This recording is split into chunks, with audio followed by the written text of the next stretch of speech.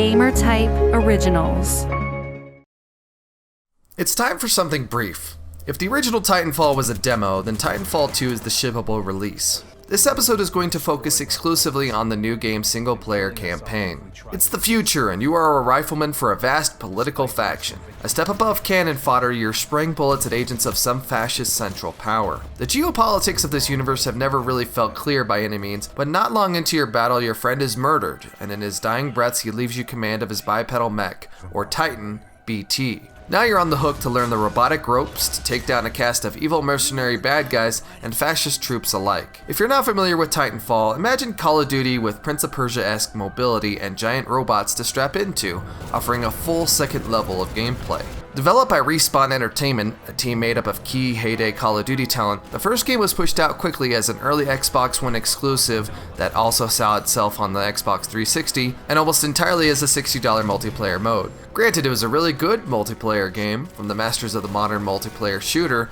but if you were hungry for some offline story-based content, you're going to be pretty let down by the thinly narrative team-based matches that served as that game's campaign. With a few more years of development time and a few more platforms to serve, Respawn finally had its runway to launch a proper AAA shooter. Then Electronic Arts had the great idea to nest Titanfall 2's release between their own Battlefield 1 release and Activision's annual Call of Duty event, which means that Titanfall 2 has been largely overlooked, which is a shame because it might be the best game of the three. It's hard to take everyone's praise of this campaign seriously when you spend a lot of the second level in a sewer, but it's actually pretty solid. As a newly uncertified Titan pilot, you alternate between on-foot and Titan gameplay, and both are refreshingly different. As a soldier, you're mobile but weak. As a Titan, you're a deadly weapons platform with a decent dash at best, but this game really makes a case for playing the Titan that the first game didn't. In Titanfall, I often summon my mech just to serve as a standalone sentinel, racking up points while I parkoured up and over buildings, taking out other pilots by hand.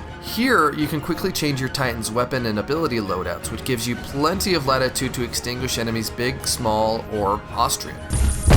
Not let him leave here alive. With a big picture that's fuzzy about who's fighting who for why, the game's emotional fulcrum hinges on the growing relationship with BT.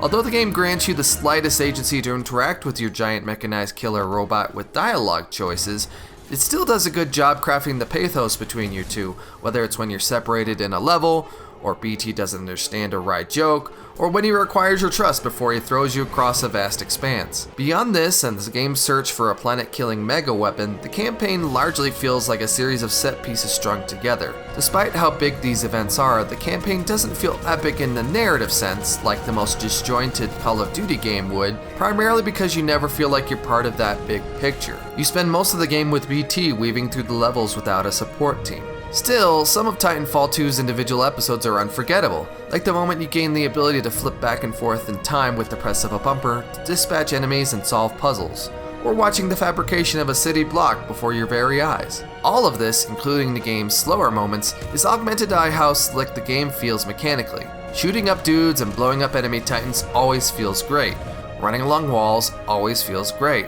This may be the only action franchise where platforming sections are encouraging instead of disgusting. The game performs at a constant 60 frames per second without issue and tackles big, beautiful environments with ease. That said, the AI is genuinely dopey at times, allowing you to get the drop on them pretty easily. While the campaign is an appropriate 5 to 6 hours, by the time you build an emotional connection to your pal BT, the game ends. Titanfall 2's campaign is solid with some incredibly novel ideas, but let's be honest, you're probably not going to plunk down money for a single-player Titanfall campaign alone. They were targeting this planet's moon as a test. This damn thing was just a test.